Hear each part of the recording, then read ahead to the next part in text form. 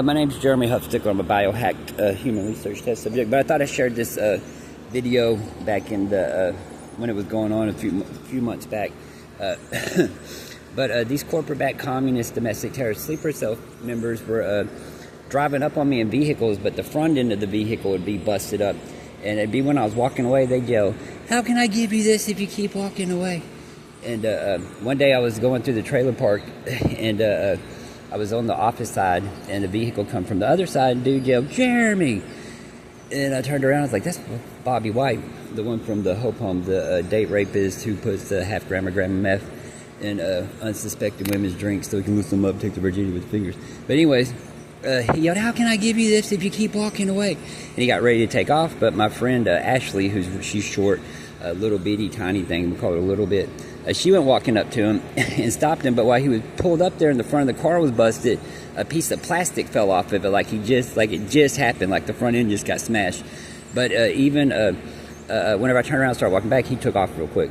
But it's part of what these sleeper cell foot soldiers do, is their bullshit. But even I was given Javaris, I can't remember say his name right, a ride home. He worked at McDonald's on Oak Street and was just, whenever he got enough money at the end of the week, paying me for giving him rides through the week, and or every 2 weeks, whatever it was.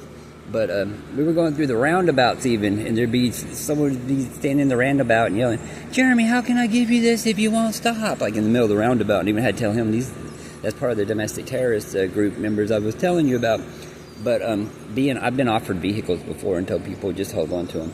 That's part of my future donors list stuff that I wrote down, because like I made no secret about it. Whenever having artificial intelligence being streamed into me, it's easier for me to write stuff down and not even try to use that part of my brain to remember it, because I'd rather be doing other stuff than stuff like that when I can write it down. And these domestic terrorist sleeper cell members broke in here, stole that donors list. But even on my Facebook page, starting in May of 2024, having to let it be known, they put a two-way radio in here, and are listening to what I'm saying in the van, hack my phone, and know for a fact that they did that. It's part of why, one part of why I keep it messy in here, because they just think getting in here and stealing my stuff, or getting in here and getting any of their shit out of here, because I never touched it. It'll just be their fingerprints on it. But I've been having to let it be known. I haven't asked people for no money, none of that stuff. And I don't know these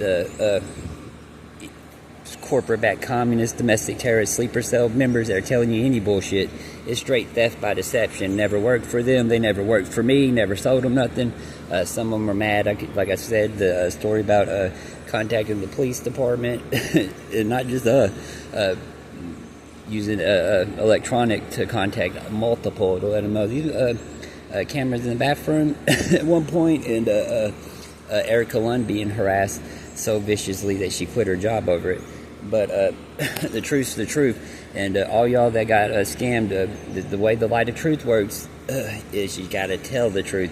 And I've also let it be known that most of them will have heavy felonies as foot soldiers and mental institution stays. So do not be afraid to tell the truth, no matter even if they get dressed up from Dollar Day, clothes at Goodwill's dressed up.